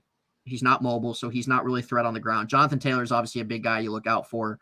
But I could see the Steelers defense really kind of locking down that game, and the Colts defense kind of giving Pickett some problems that game. I could see that being a freaking 17-14 game, dude. Yeah, no, I can too. Well, it depends, man. Fortunately, it's an indoor game. It's a dome game. It's out of the elements. Yeah, so that's something too, yeah. So I think that bodes well for our offense and our quarterback's ability to throw the ball down the field. I think he's going to have a better opportunity to shine in this game because of that. And so I think there's still an opportunity to win this game. Man, it's a tough road ahead. this is definitely the worst case scenario that we were thinking about going into this season as far as what was going to happen. There was a lot of optimism coming in, and what are we, 10 games in now and 3-7? It's worst case scenario. Yeah, they did give the Eagles a run day. They only gave up 17 points to them today. How would you guys rank these outside linebackers? Joey Porter, TJ Watt, James Harrison? Probably TJ Watt, James Harrison, then Joey Porter. I think that's how I do. I feel pretty comfortable with that. Yeah, I might. I do like James Harrison a lot. I think Peasy. I would take Peasy over Harrison. I'd go Watt, Peasy, Harrison. Yeah. Okay. Yeah. I think Porter was he was great in his day. Don't get me wrong. James Harrison was a huge underdog story. Came in and another $20 super chat. Another one from Z. This guy doesn't end. Keep it going, Z. Keep it going. Yeah, you're gonna keep us on the show longer. Yeah, I know, honestly. And so, I feel that Peasy was, man, he was amazing. Don't get me wrong. James Harrison, what he was able to do for the longevity and the time that he was there, was you can't deny. Let's see. Matthew says they better get used to playing in the cold because that affect them badly. Yeah, it's only going to get colder, and I'm going to be at the last game of the year, guys. I'm going to be at the Steelers game in Acrisure against the Cleveland Browns on January. I think it's January 8th as of right now. It's to be determined. Could be Saturday, could be Sunday. So I'm going to be there from Friday to Monday. I'm expecting it to get cold and be cold. Oh, dude. Yeah, you're going to just really wrap up, man. That's going to be freezing, that game, dude.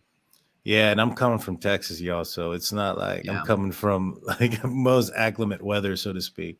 Yeah, I still haven't gone to a game this year. I don't really think I'm going to. I don't really want to spend the money on it this year. I'm not a season ticket holder or anything, and I don't really want to be. I honestly enjoy watching games from home. I usually maybe go to 2 a year, maybe 3, but this year I just don't really want to spend the money to do it, to sit out there, and just one of those things, dude. Like, I just don't really feel like it. Z with another one. I would love to know how much you've put into the channel tonight, Z. I would love to know. We should make you a moderator for the show. We should. I think you're on your way there, man. I mean, I'm a moderator on your show, so I think you're. I think you can get that badge. There it is.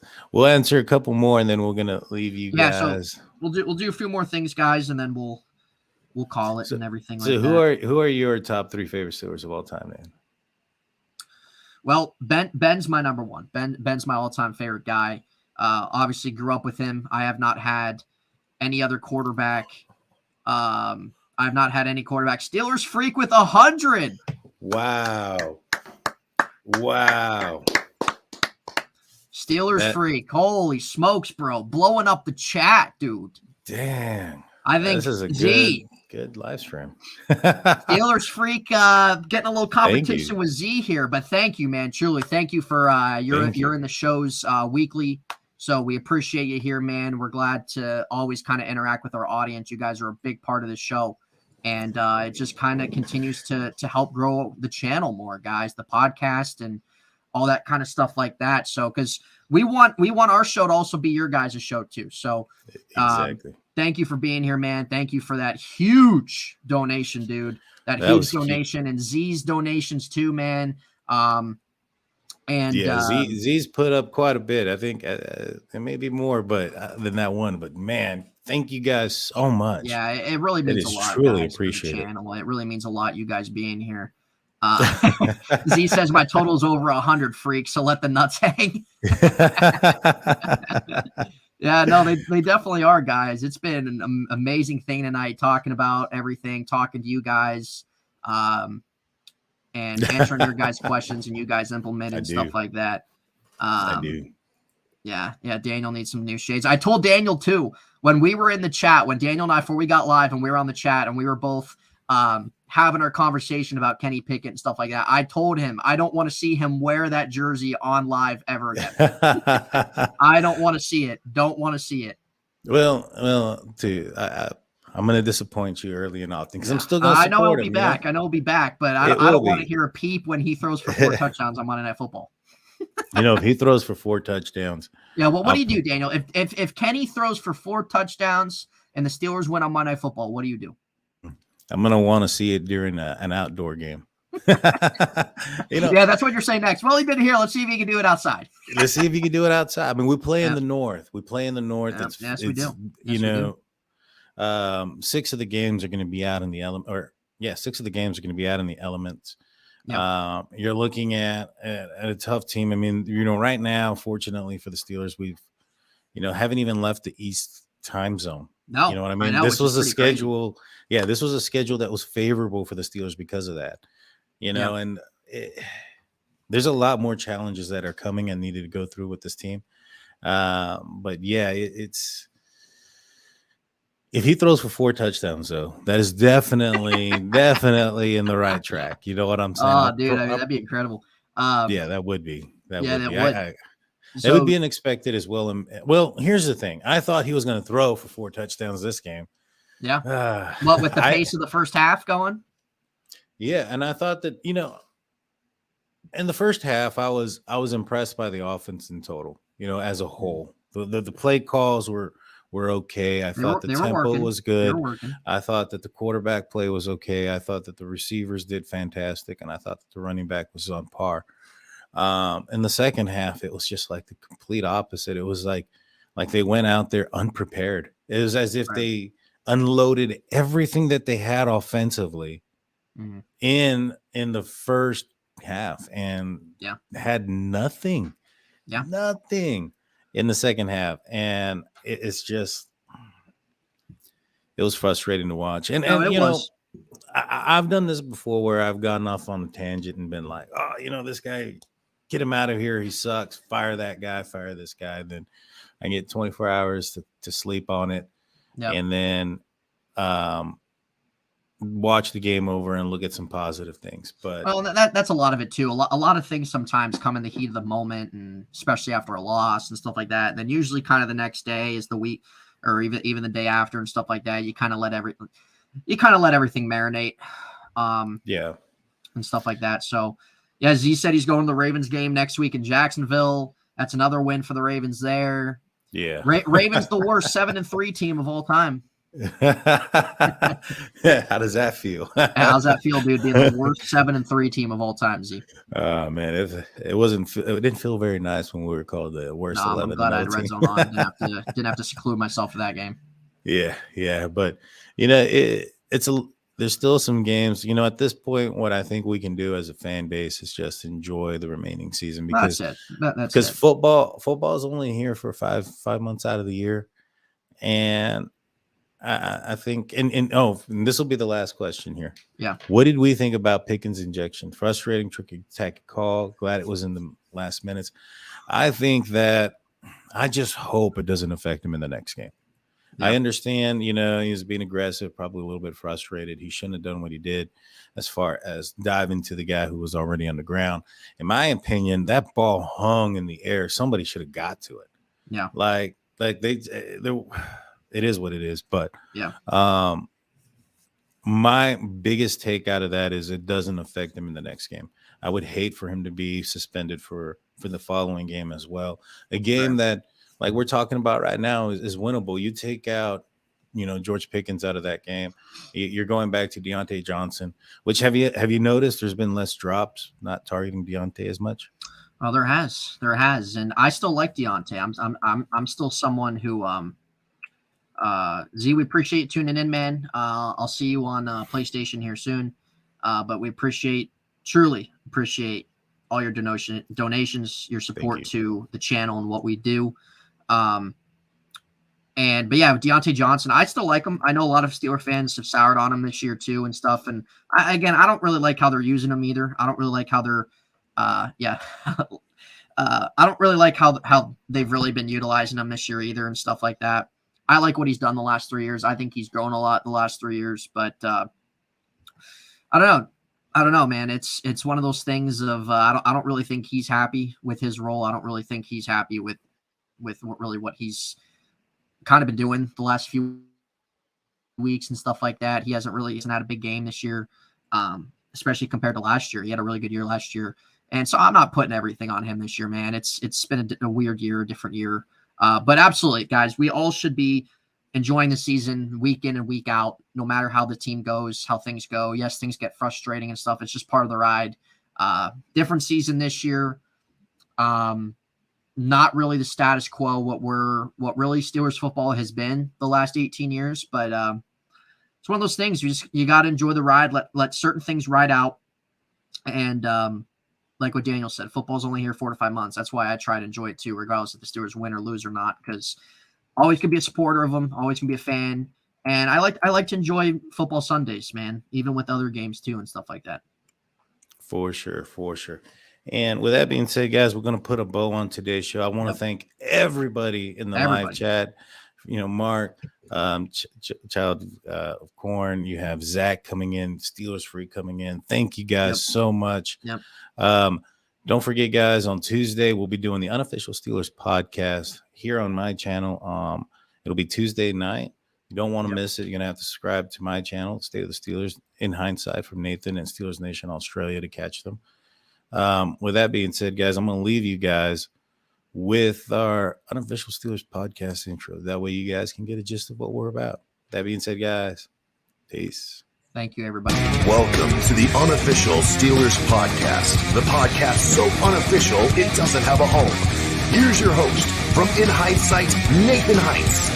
From Steelers Nation Australia, Mark Davison. And from State of the Steelers, Daniel J.